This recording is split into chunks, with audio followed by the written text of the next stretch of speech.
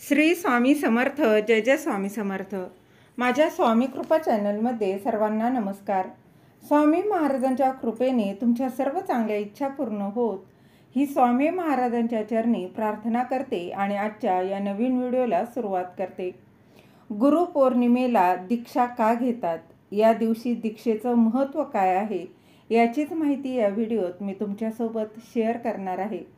ती जाणून घेण्याआधी तुम्ही माझ्या स्वामी कृपा चॅनलला सबस्क्राईब नक्की करा. गुरुपौर्णिमा हा गुरूंच्या सन्मानाचा पवित्र दिवस असून तो यंदा 10 जुलै 2025 वार गुरुवार म्हणजेच तो उद्या असणार आहे.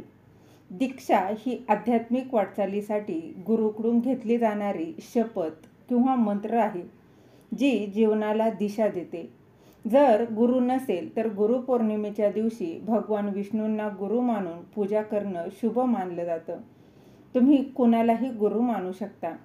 हिंदू धर्मात गुरुपौर्णिमा दरवर्षी आषाढ महिन्याच्या पौर्णिमेला साजरी केली जाते. गुरुपौर्णिमेचा दिवस हा मोठा सण आणि मोठा उत्साह म्हणून साजरा केला जातो. गुरुपौर्णिमा म्हणजेच गुरु आणि शिष्याचा हा दिवस. आपल्या जीवनातून अज्ञानाचा अंधार दूर करणारा गुरु आहे.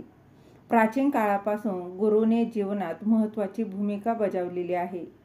समाज आणि समाज घडवण्याच्या प्रक्रियेत गुरु हा देखील अविभाज्य घटक आहे. वेद आणि पुराणात गुरुचे वर्णन देवतांच्या बरोबरीने केलं आहे. गुरु दीक्षा म्हणजे काय तर बघा, हिंदू धर्मात प्राचीन काळापासून दीक्षा घेण्याची परंपरा आहे. दीक्षा आपल्या दिशाहीन जीवनाला दिशा देते. दीक्षा ही एक प्रकारची शपथ आहे, वचनबद्धता किंवा संकल्प आहे. गुरुपौर्णिमेच्या दिवशीच दीक्षा गुरु दीक्षा कधी घ्यावी, गुरुपौर्णिमेच्या दिवशी दीक्षा का घेतली जाते तर गुरुपौर्णिमेच्या दिवशी अनेक जण गुरु बनवतात आणि गुरुकडून दीक्षाही घेतात. जर तुमच्याकडे गुरु नसेल तर तुम्ही तुमच्या इच्छेनुसार गुरुपौर्णिमेच्या महत्त्वाच्या दिवशी एखाद्या विद्वान गुरुकडून दीक्षा घेऊ शकता.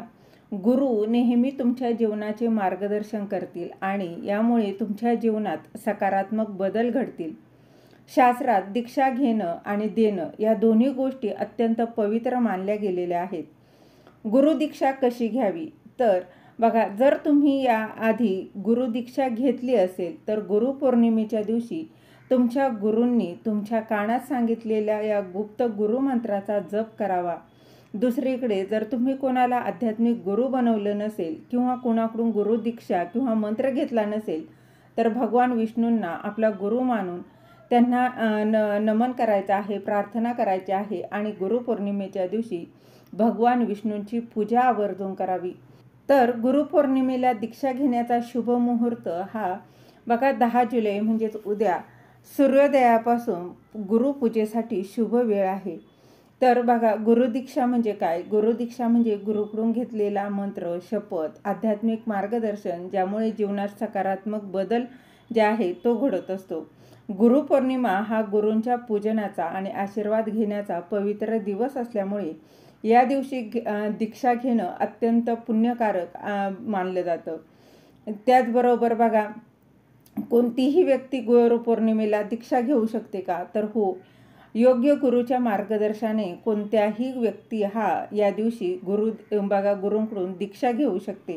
झालेली सेवा महाराजांच्या चरणी रुजू करते. दिलेली माहिती तुम्हाला आवडली असेल तर लाईक करा, शेअर करा, सबस्क्राईब करायला विसरू नका. श्री गुरुदेव दत्त.